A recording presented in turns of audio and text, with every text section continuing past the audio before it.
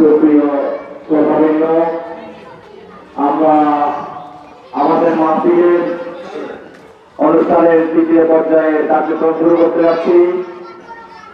এ পর্যায়ে আমাদের কোরআন প্রতিযোগিতা, কোরআন তেলাওয়াত প্রতিযোগিতা অনুষ্ঠিত হতে যাচ্ছে।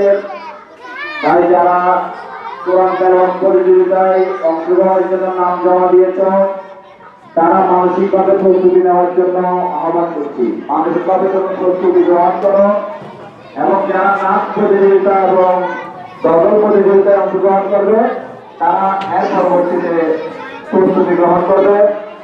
আমি প্রথমত যারা প্রস্তুতিমূলক এবং এখানে যারা নাম দিয়েছে তাদের নামগুলো একটু ঘোষণা করছি। তারা সবাই একটু দূরে থাকো, মাঠের বাইরে থাকো, আমাদের এখানে উপস্থিত হয়ে যাবে। আমরা আমাদের অনুষ্ঠান শুরু করতে যাচ্ছি। তো যারা অংশগ্রহণ করছে আমি তাদের সবার একটা আগে নামটা বলবো, তোমরা এখানে এসে যাবা যারা বাইরে আছো। কোরআন তেলাওয়াতে যারা অংশগ্রহণ করবেন: মোহাম্মদ শরীফুল ইসলাম, জান্নাতুল মাহমুদ তাকিয়া, মোহাম্মদ আমির হোসেন, তাবাসসুম তাসমিয়া মুন, জোনায়েদ হোসেন রিশাদ, রবিউল হাসান, মোহাম্মদ হাবিবুর রহমান। এরা হচ্ছে কোরআন তেলাওয়াত প্রতিযোগিতায় অংশগ্রহণ করবে।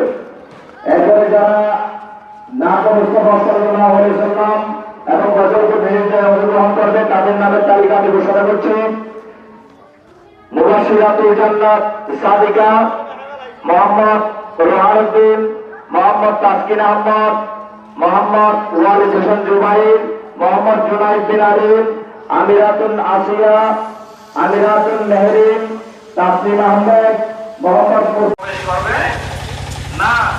কখনোই আপনি আপনার ভিতরে চিন্তা নাই না থাকবে না। ইমান ঢুকবে না কলবের মধ্যে যতক্ষণ পর্যন্ত আহলে বাইতুর রাসূলের কি থাকবে না, মুহাব্বত ভালোবাসা থাকবে না, ততক্ষণ পর্যন্ত আপনি কি করতে পারবেন না, আপনার কলবের মধ্যে ঈমান ঢুকবে না। আল্লাহ রাব্বি হাদিসের মধ্যে বলেন: